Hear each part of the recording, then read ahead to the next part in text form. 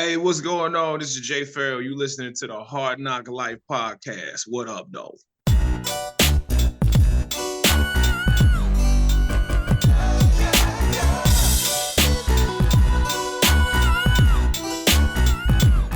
Well, it's the NOC in full color. You see me? The Hard NOC Life. It's Hard NOC Life. I'm Keith.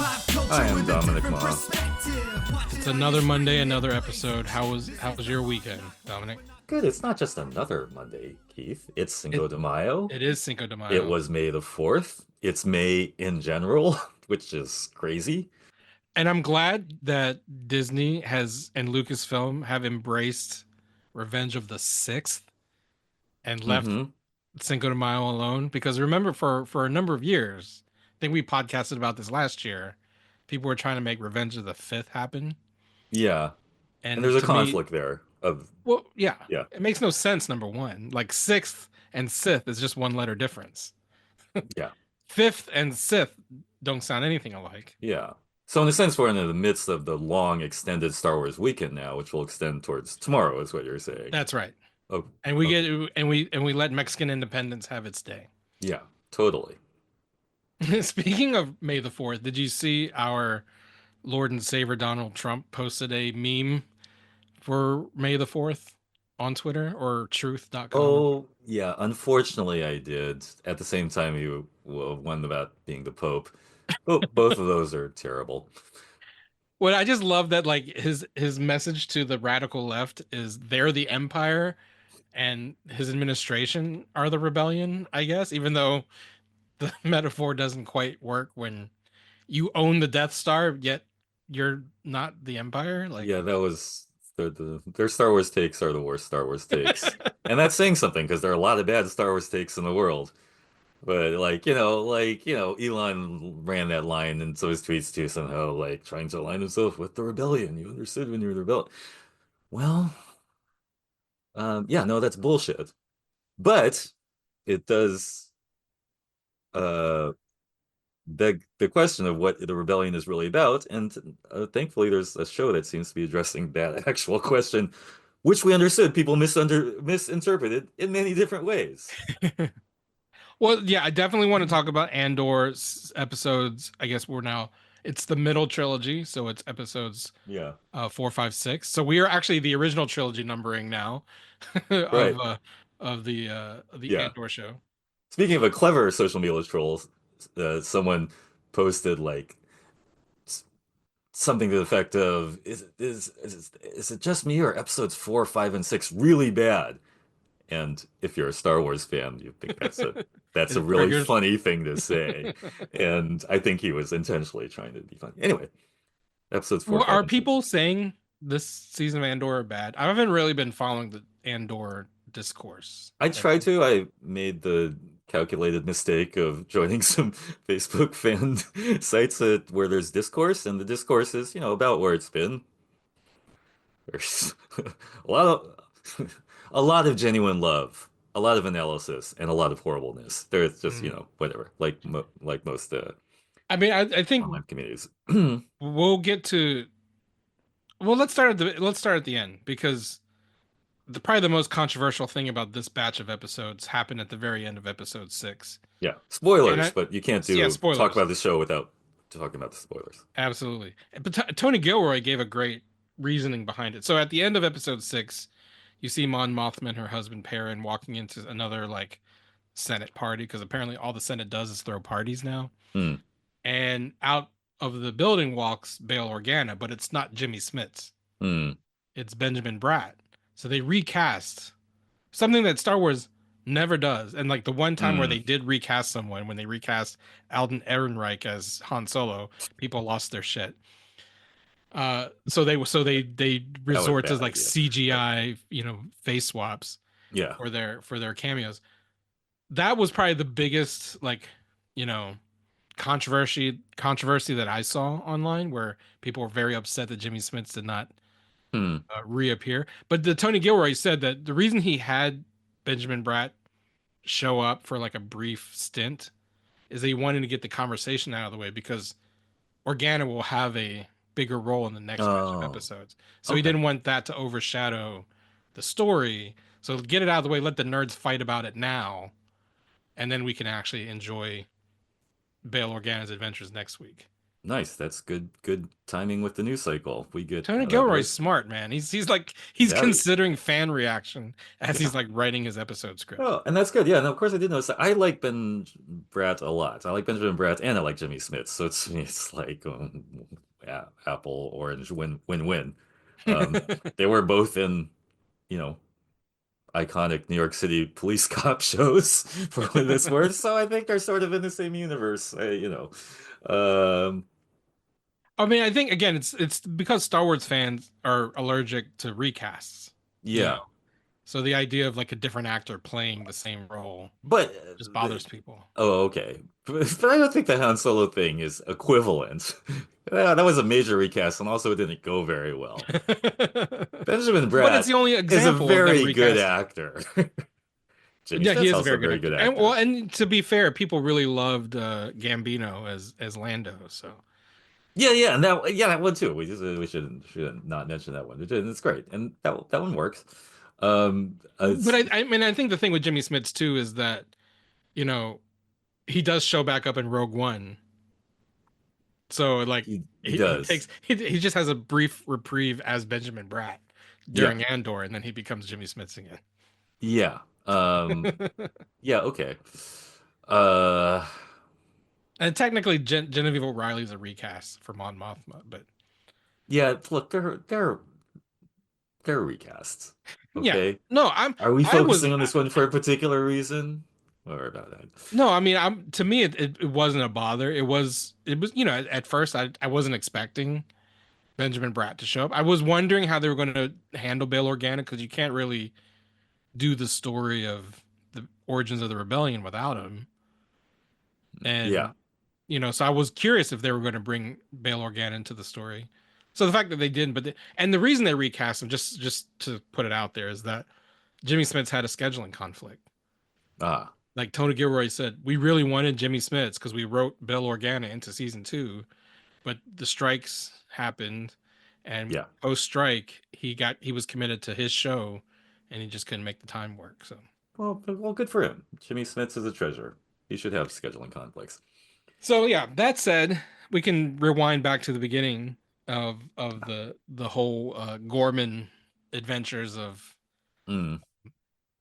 and Cassian Andor, Gorman the being fashion the designer. unincorporated area in the mountains of Southern California, a sort of a dusky outpost. Yeah, sorry, But that's what also I like think of when people Space say Gorman. France Yeah, and is space France, definitely. Okay, we'll just put it out there. They were going for Les Miserables, right? oh, for sure. That's what they were going for in this whole arc. I am not the only one who thinks that, right? I mean, when the trailers first came out and you saw Cassian in his getup, like I think people were even making like Hamilton jokes because he kind of looks like Lin-Manuel Miranda's, you know, Act Mm-hmm. Two Hamilton with the coat and the long hair. But yeah, but Hamilton owes a lot to Les Miserables as well. So like, Yeah, it was very much in the do you hear the people sing? very much. The whole aesthetic, the color tones, just the way the meetings are happening. I didn't look it up. I didn't do all that stuff. The language they were speaking, I don't know. It's sort of like space French plus Spanish or Mhm. something. I don't It know. definitely sounded like it had French, you know, like spices to it. You know what I Yeah, mean? yeah. So there's some, uh, yeah. There's some allusions to the French Revolution, and I think some Spanish Civil War organizing thing going on too. But again, it's Star Wars, so it gets to be a mishmash. But definitely, the Les Miserables vibe is very strong. Uh, especially for me, like that part where spoiler, poor Cinta, Mhm. poor Cinta. I thought she was about to be, like, don't you fret, my dear Val. I don't feel any pain. Because I really like A Little Fall of Rain and Les Miserables. It's touching. Touching death scene song. In a show that has like 3 touching death scene Right, songs. right, right, right. Anyways, we like Les Miserables. I do. Well, we like musicals here at the Nerds of Color. I think that's well established. Yeah. And so sorry, go on about that. I just Oh had no, I mean, that well, scene. just it's Space France. I mean, the whole theme of this batch of episodes was kind of when, because the whole notion of season 2 is like the forming of the rebellion, right? Like not just the rebellion, but the rebel alliance. Yeah. That word, alliance, because up to this point, it's very fractured. I joked about how last week it was all about how the left can't organize because we're too busy infighting. But there's also the component of like you have all these like leaderless cells kind of doing their own thing, and what we see in the original trilogy is like a fully connected rebel alliance. Like they Yeah. are an alliance of the different organizations. But what Luthen and Cassian are doing is they're going from planet to planet and seeing like what are they capable of. And the Gormans are, you know, they're like artisans and artists. They're not warriors. Mm-hmm. They're textile makers. So they're not used to fighting. They're not used to revolting. You know, and so like Cassian is sent to just assess how well prepared are they to take on the rebellion, to take on the Empire. And it's interesting because Luthen's aims and uh Deidre's aims are the same. Mm. They want this rebel faction in Gorman to be symbolic of something bigger. Mm.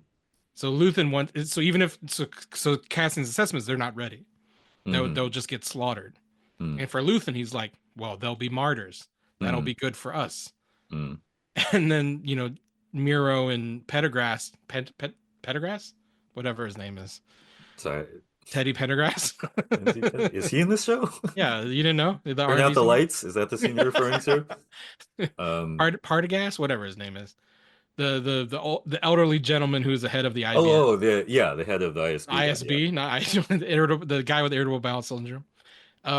They also want to make an example out of the the uprising. So it's interesting how Luthen spoke to this last year or the last season.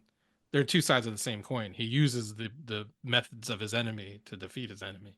Yeah, and that was Miro's clever idea to have a rebellion that looked like a bunch of screw-ups. Go figure that.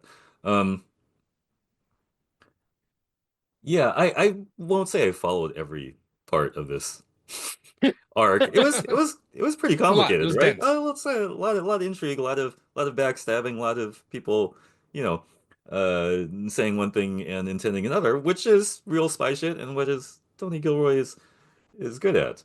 Um, but did you follow the main thrust of what they were trying to accomplish as far as the Gorman front? I mean, I think so because in like traditional or old school Star Wars lore, like the Gorman massacre is well known in like the Oh, is it? See, I yeah. didn't look that one up.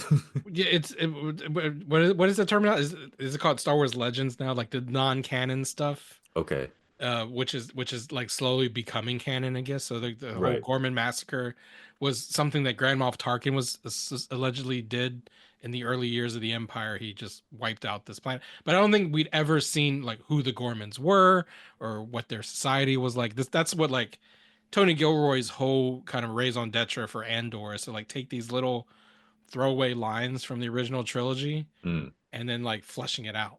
Yeah. So now we get to see what the Gorman massacre is, Yeah. what it looks like. And apparently there were two of them because they reference an original Gorman massacre that Tarkin was responsible for, where they have the memorial and everything.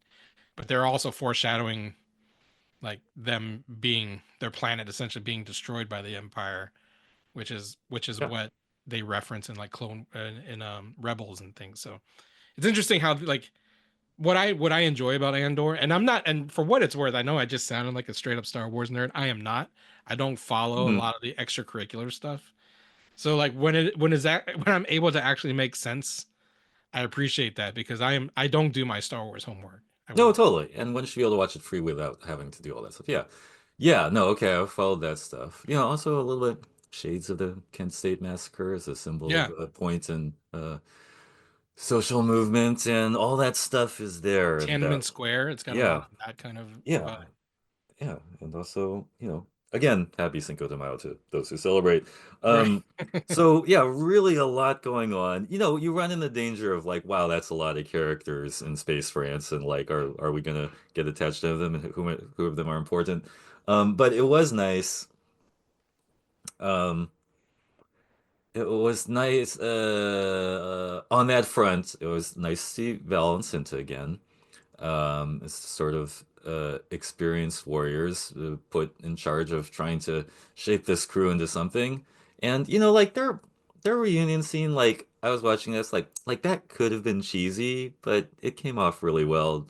I think on the strength of the acting, you know what I mean? Mhm. It could have been a bit of a cheesy, like, oh, I loved you. I'm sorry I hurt you. Ani DeFranco song, blah blah blah.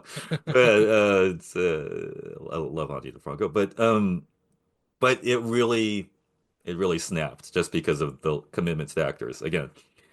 And yeah, And I think the way it cross cuts with Bix and Andor, yeah, you know, yeah. they kind of are Also thematically linked. getting deep. And so, do we want to talk about Bix's drug problem, or that was Well, that's a no, new I mean, I thing, think right? it's yeah. So the other like the three main stories you have, you know, the beginnings of the Gorman massacre. You have Bix trying like Andor not wanting to be separated from Bix because the last two times they've been separated, bad things Yeah, have happened to her.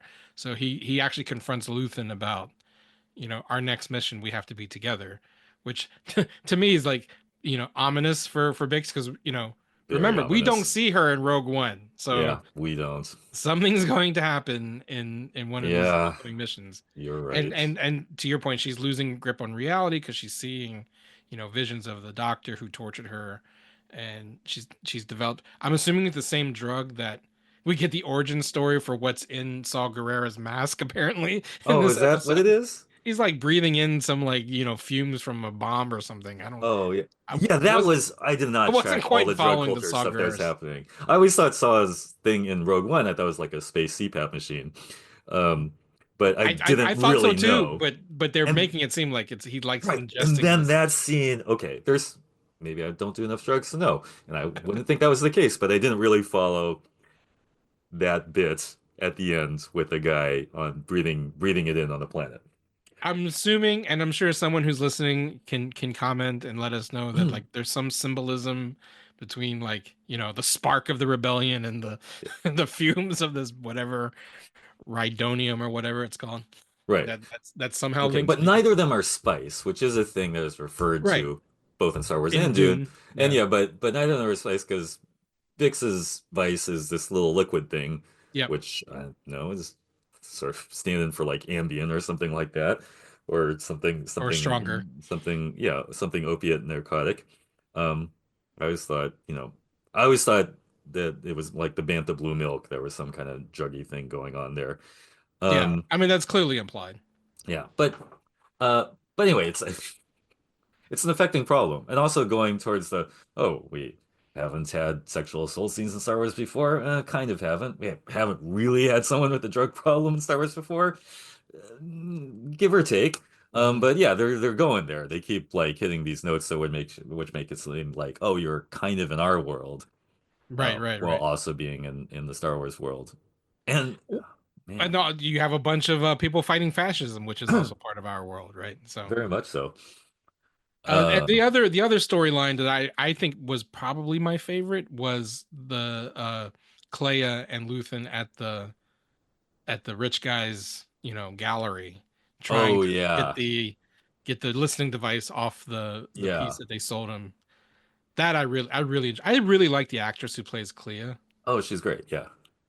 Has there ever Wow. been so much screen tension devoted to trying to unscrew a thing that's stuck really hard to a table? My God, they were But it was really, so well done. yeah, yeah. No, that scene is deep. And again, back to the musicals thing. One of the shout outs in that scene is when Krennic says, "Oh, what a swell party this is." Do we all know what that's from, musical nerds?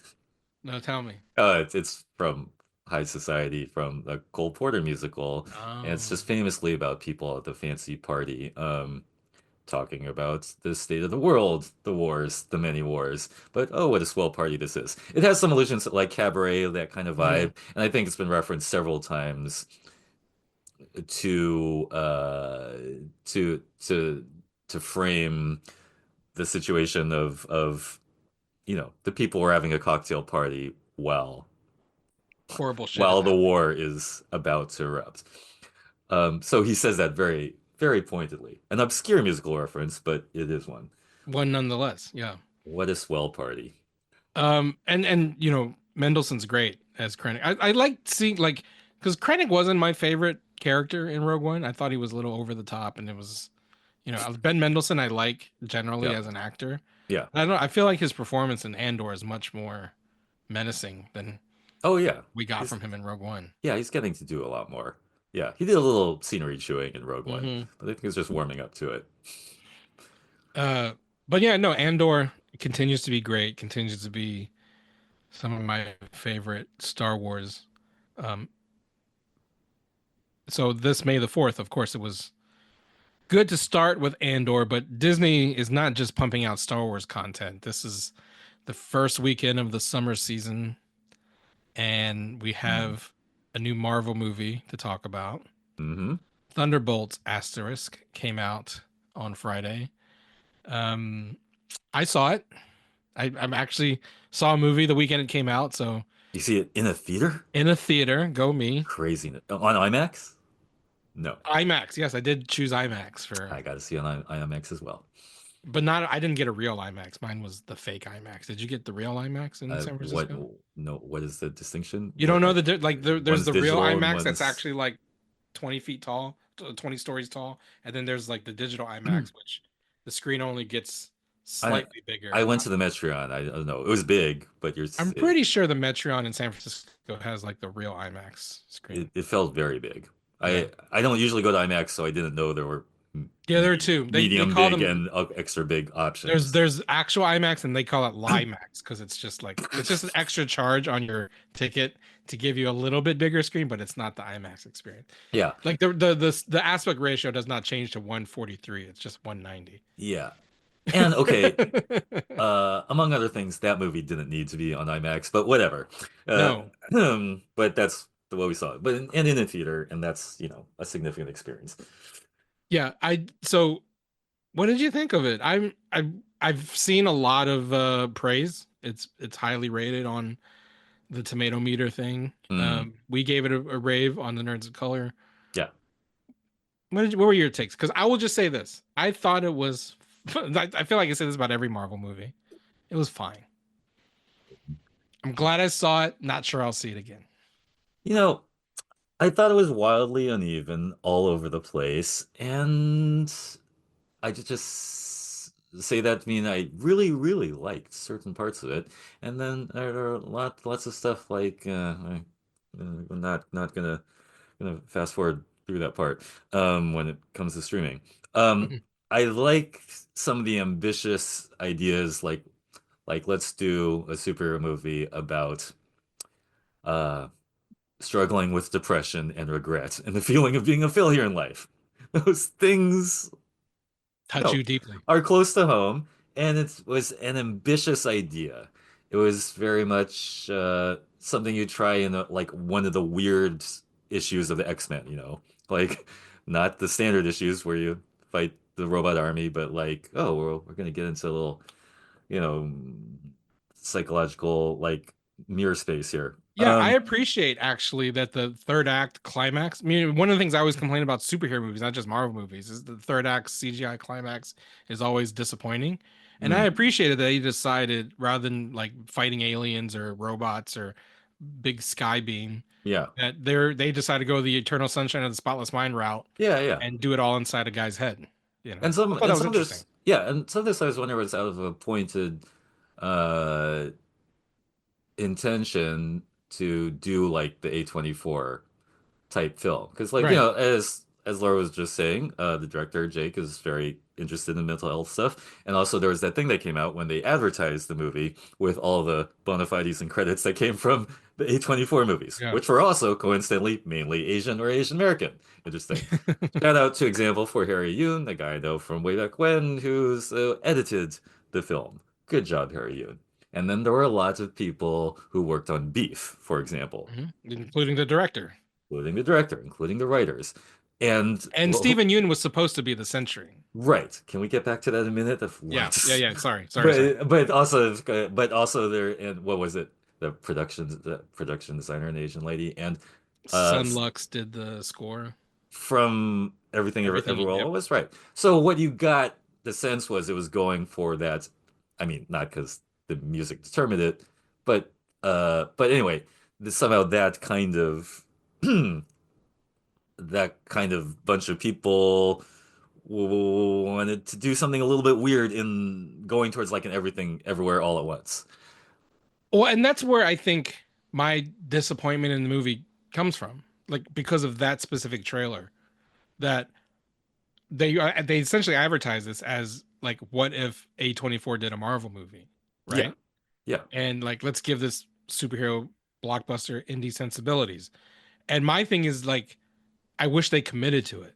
Yeah. Because they did it halfway. They did do it halfway. And when you do it halfway, yeah, it's less impactful than going all the way. Yeah. And that's my biggest complaint about this film is that like I see where they want to be.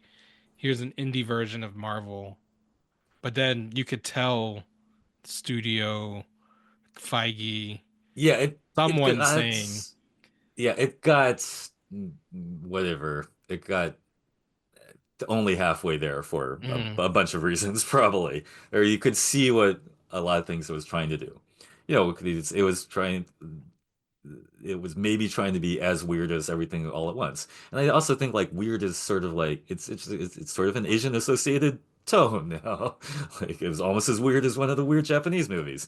But it didn't quite get there. And with all that said, like a lot of the main cast and the performances, really like Florence Pugh. Um, Not really sure what U.S. Agent was doing in there. Do you know what I mean? They already had broken Captain America guy in Bucky, and Red Guardian, who's another mirror Captain America guy. Do we need 3 broken Captain America characters on the team?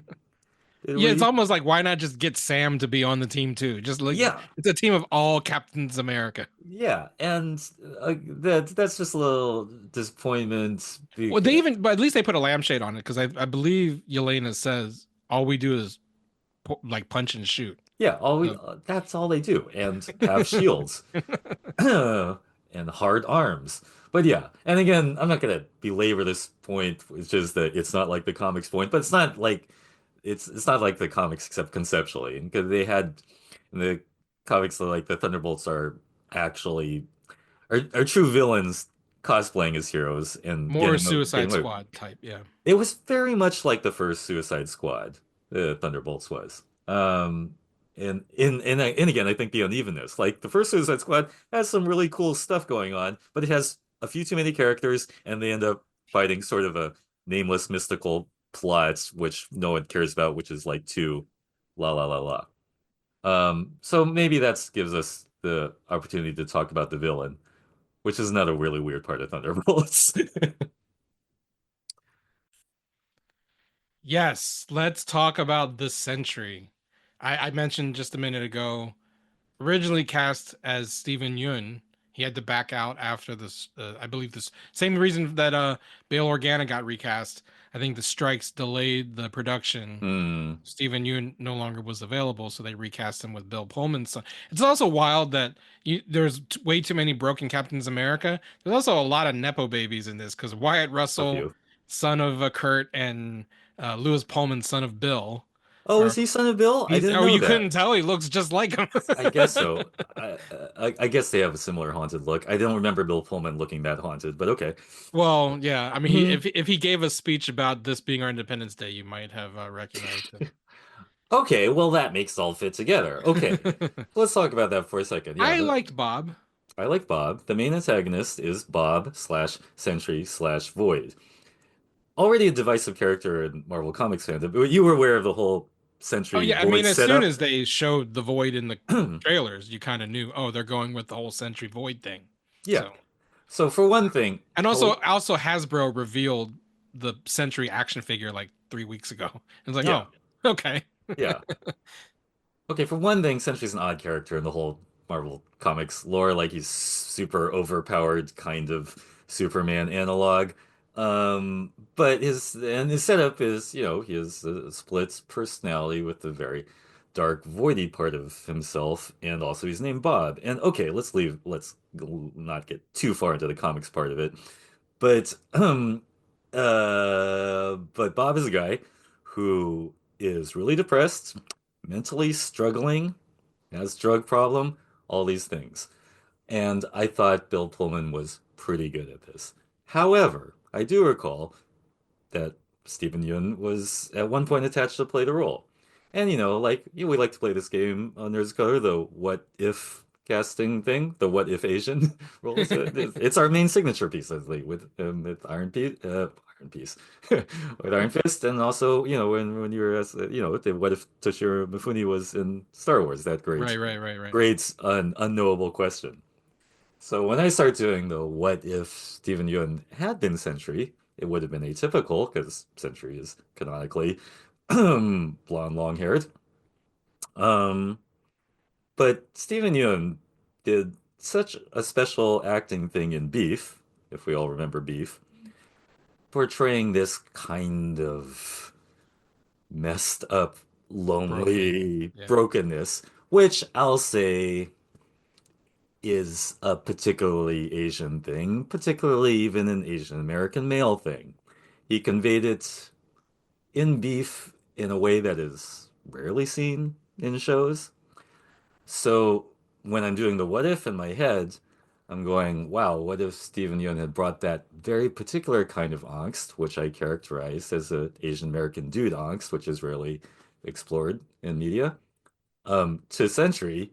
I don't know. I would have been bawling, basically. It Like, would have probably been much better, yeah, I higher on mean, your do you Marvel know what rank. I mean? Like, Yeah, what if totally. that layer had been in the movie? And it could have totally worked. He is this mentally struggling guy with serious problems, given the power of a god. Mhm. And then, of course, the resolution to it is an unconventional resolution. There's some fist fighting, but spoiler, spoiler, spoiler, spoiler, spoiler. It ends with Black The Widow saves him with a hug. power of friendship, Power like of, literally, yeah. And at that point, the friends we made along the way. here's where I'm taking it way too personally that I can't even really evaluate this movie subjectively. Like that point of view was like, oh, yeah, I'd like Florence Pugh to give me a hug at the end of the terrible day. That's a lot more productive than having a meaningless fist fight with the universe, for one thing. Right. And that's a nice thing that they were trying to go for. And I think they almost stuck it. And if you're out there and it did stick it for you, that's good because there's good content there. But Why almost? Why do you feel what did because it that would have been ending better if not? Steven Yeun was doing it. Oh, I see. Or it would have been more impactful. It wouldn't have landed with everyone the same way. It's just so, it's just so Specifically white for you, versus niche if it was Asian. Steven Yeun. Oh my God, yes. Because he Mhm. did that so well in Beef. And the whole thing of like I am, I am a broken guy with a bad family history. I mean, that stuff unfortunately is a little rote at that Mhm. point. We've seen there's like the way they It's the try, Joker. I mean, the yeah. Joker movies basically is that. And how you do that, it really depends on execution because it's so rote. By the time when we see that kind of way, like, oh, your family was very fucked up and you fought with your dad and stuff. Yes, we get where that's coming from. It did seem like they were just sort of like filling in a blank there to point A, B, C. He's mentally distressed because of this. So that's why I say almost. Really good try though. And I don't know, does that make sense? Yeah. No, I think so. I mean, and like we're talking about the kind of like there was an Asian American kind of layer to like at least the behind the scenes piece because Yeah. like that A24 trailer all the creators Yeah, very were clever. were tied to some Asian American cinema movement. But then I think you were making this point, like maybe off air at one point, that like no one in front of the camera was Asian, save for Geraldine Viswanathan, who played Mel. Yeah. Um, Which, by the way, she's great. she's great in this. Yeah, She's really great in that you movie. know, it's funny because I mean she's probably too old now, but she's who I wanted to play Kamala Khan many years ago. I thought like if they were going to have Ms. Marvel, that I thought she would have been a great one. But then again she aged out of the role. Yeah, But but that's okay because they found someone good. yeah, and she's Disproving Songbird. there can only be one rule. Yeah. There can be And I more than also think one. they're setting up to be Songbird, right? They were talking about whether she's Songbird or not because her Right. name is Mel, and Songbird is more canonically associated with the Thunderbolts. But she Uh, also wears a necklace with a songbird on it. does she? Yeah, there's a scene with So her. many, Yeah, it's a little so many Easter egg. I'm clues. I didn't pretty get that. sure. I know, like in my head, as nerd, I think of Songbird as the wrestler, but whatever, they fuck up with all those origins. Anyway, that's fine. Songbird would be a cool character, but I liked her most because she wasn't a super character at Right, all. right, right, right, right, She's right. giving the perspective, which is very necessary perspective in that movie. She's like that person on the ground who's like seeing all this crazy shit, and the way she talks about it is, I know, we need that perspective. Yeah. It's awesome. And she had that special talent, like she could like rattle off nonsense expository speeches about like they're entering the secret chamber and activating the blah blah blah, the test subject blah blah blah, and you actually cared. That's a low-key important art in the Marvel movies is be able to rattle off this expository stuff in a way that like it actually matters. She did Right, very right, well. right. And I think it's what separates from the DC films because it does give that like not just a real world element, but like the how real people would react to Yeah. said superheroism, you know? Yeah. And and if you lose sight of that, then you sort of lose emotional attachment with the movie at all, and that's what's important. And they're doing that. And to their credit, they were trying to do that more in this than others. Now, sometimes like it gets weird. Like I do think Florence Pugh was really good. I did think she had a little bit too much overwrought speeching Hmm. at the end, but that was just sort of like a type of thing. Like, okay, you do have to go face this ultimate bad, but in the middle of it, well, cry to your dad again about how terrible the upbringing was and how I'm all alone, which we all totally get. We understand you feel all alone in this battle. Through some just slight adjustment of editing and timing, they could have really stuck that, and I think they only partially stuck it. That's my opinion. This might sound like grotesque, but part of me wishes that when he voided all those people, they stayed voided. Because I Mm. feel like I get what they were doing. I mean, I appreciate the again, as I said, the Eternal Sunshine climax where they're Hmm. kind of just venturing through the rooms in his head. But it did like, and I'll admit I'm one of those people who I hate when people act like the only stakes in a movie is death. Like Mm. you've heard, I'm sure you've heard, but well, he can't die, so why should I care? Like, Mm. I'm Mm. not saying that. I'm not saying that like Mm. death should matter, but like the reaction of the crowd when people were being, you know, Hiroshima'd out of existence, Yeah. because that was the influence of the Yeah, shadow on the it's wall kind of definitely the aesthetic, yeah, choice aesthetic, there, right? yeah. Mm. Was like the my audience gasped, especially Mm. when the little girl goes, right? Like Yeah, yeah. a visceral gasp. It's like when the Avengers first blipped out of existence in Infinity War, that Yeah. real visceral feeling. And so, but this is like the third time it's happened where people blip out of existence and Yeah. then it's like, oh, they're fine. Which I get, Yeah. happy ending, but it does kind of cheapen the death a little bit like when people Absolutely, yeah. can't die. You know Yeah, what I and that's mean? part of the comic book problem. Yeah, it does they do end up cheapening these things in a weird way and it lessens the impact of it for the audience. Yeah. Like I was, they were replaying uh Infinity War and Endgame the other day, and I was thinking about the exact that issue as far as like, oh, that massacre of half the universe thing was really intense the first time, and then 5 years later, it's just like, oh, the blip, like it's a Right, right. one-off joke. It's almost a joke. Yeah, Yeah, and it's New York on a Tuesday. Oh, someone's massacring us again. yeah. But yeah, they could have made that a thing that actually happened instead of was restored And magically. and again, not to be that guy, but I wonder about this is people made this commentary when Endgame came out. So when Hulk re-snapped people back into existence, if you were in that plane that crashed, what happens to you?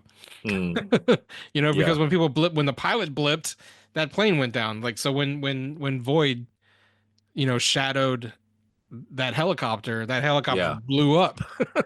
So did the guy just wake up in a smoldering Yeah, mess of steel and concrete? Like, yeah, no, it sucks. Yeah, it sucks yeah, for no, and we him. shouldn't think about It's those things. I'm sorry for there. bringing it up. There's a weird math that goes in there, but it did. I yeah, that seemed like an extended bit just to show them all like saving people from the rubble, which also I thought was a little awkward when Yeah. Well, when at least the they save people. That, again, they did. it's nice to see superheroes saving people.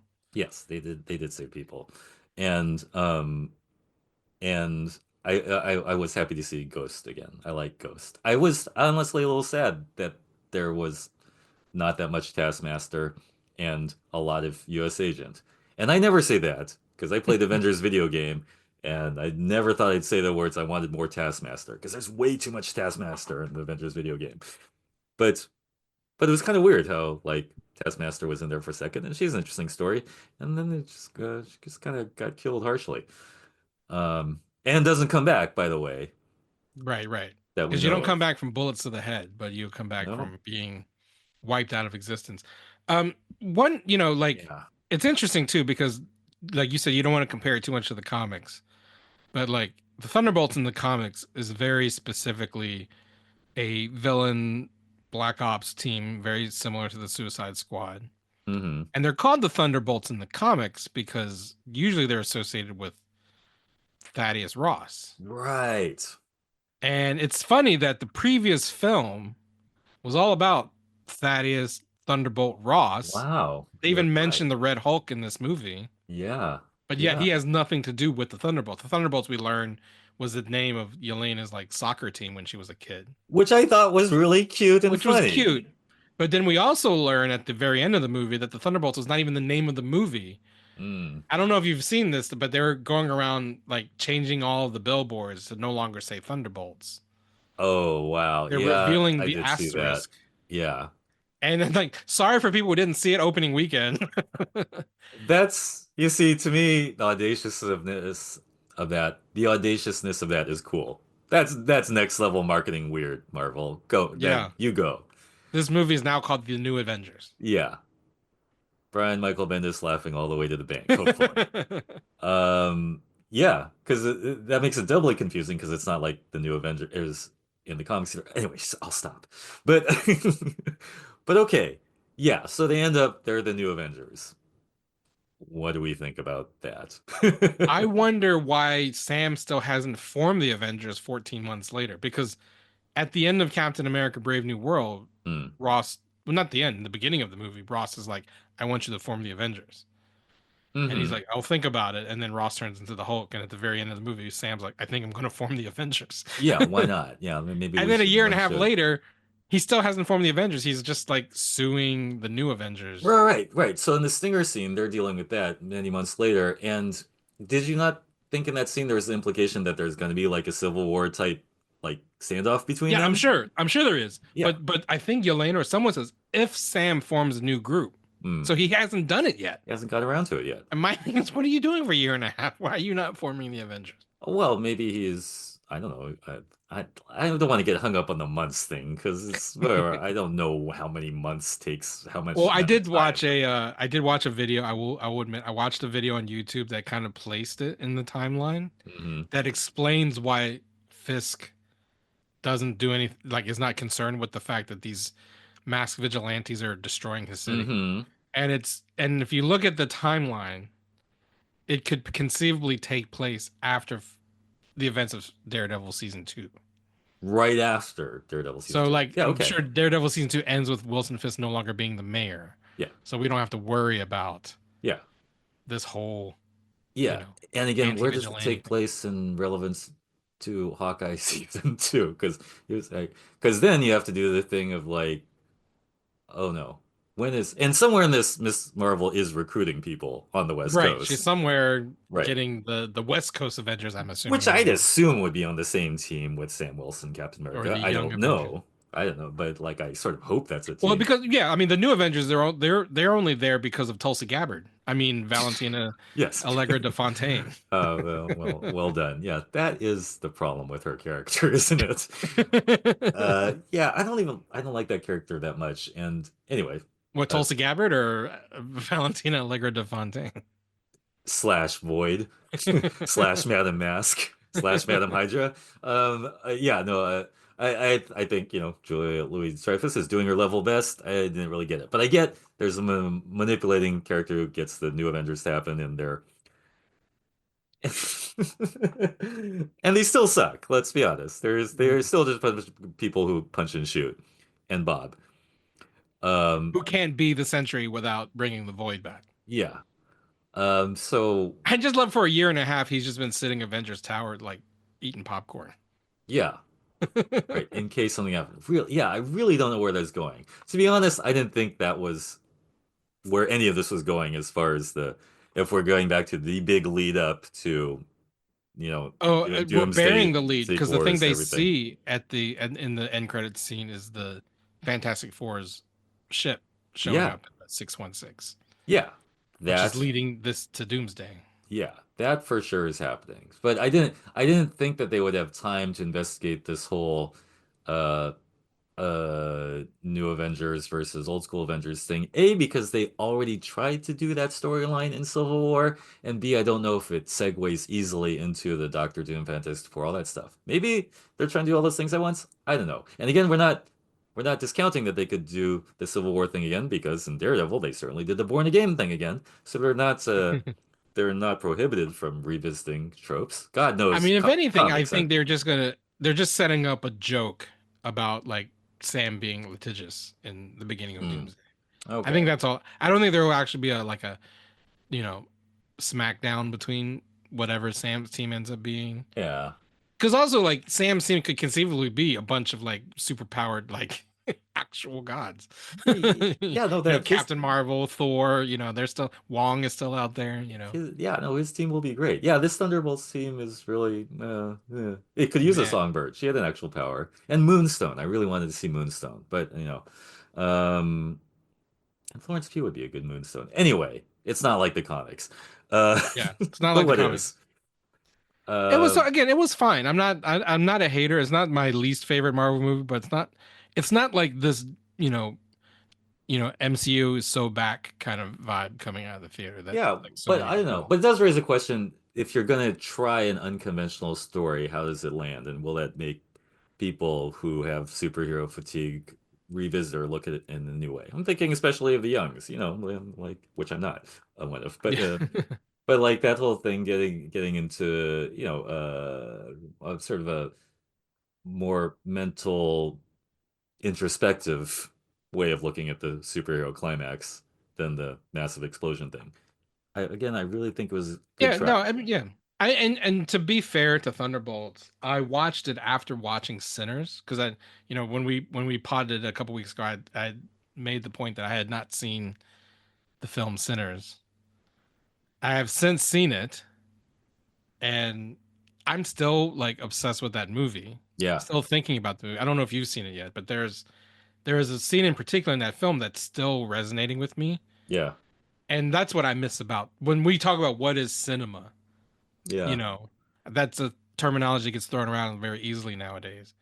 But anyone who's seen the movie knows what I'm talking about. There's a scene in Sinners that's like transcendent, like one of the yeah, best film going experiences I've ever had. yeah, That I did not get from Thunderbolts. And not yeah, that I should, right? Like not every movie needs to give you a transcendent, you yeah. know, 3 minutes. Well, no, But that's what it's all about then. Did you have to that's what see movies are Sinners for. on IMAX or no? No, I wish I did.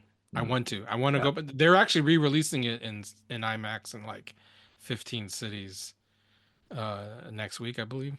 Yeah. No, I just asked because, some movies really do benefit from the full Yeah. cinematic experience, an enhanced one like IMAX even. And then some just don't. Just IMAX is just You don't like need a, it, a right? public toy. Because unfortunately, therefore, some of these movies do look like they're shot for TV, or they're just edited in such a way that they just don't have the cinematic impact, which you get from, well, Black Panther, for one thing, you did, and Hmm. Endgame you did, because they were felt like movies. Um, Yeah, yeah. I mean, Thunderbolts. I did not. No point did I think, oh, this looks like typical like Marvel Disney Plus schlock. Like I felt it looked okay. hmm. I Well, mean, it was yeah. kind of gray. It was. There were no, there was good choices again. Production designer was very good, and there were some things that looked like beef, like had the same color palette.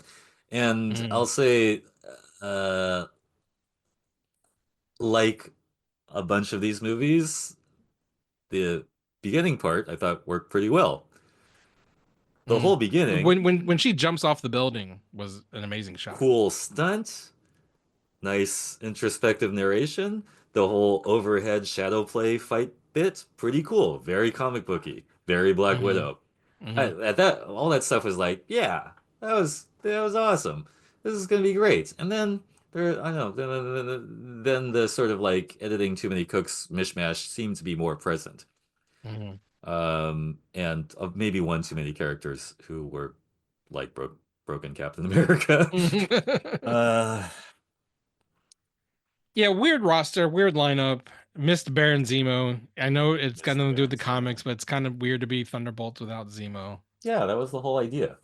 It was But really like there wasn't one guy who was really centrally evil, like just Kanan, an evil guy who turned to a different side. That was a beat we didn't have in Thunderbolts. Ghost There, is probably the closest because she was the only straight up villain. yeah, yeah, but she was always kind of like a villain you rooted Felt for. sorry for. Yeah. Yeah, it was sort of like people have, have their trauma and their baggage, and they get moved to do something, a higher purpose thing. That was the beat they were I going will for. say I did one big fan of the Taskmaster and Ghost suit downgrades.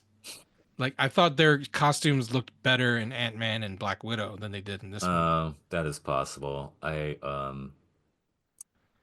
Yeah. Like Ghost was just like black leather and then did the whole tap my head, the mask comes on thing. Like her Yeah. look in Ant-Man's really cool. Yeah, I heard her All look in white. Ant-Man is cool.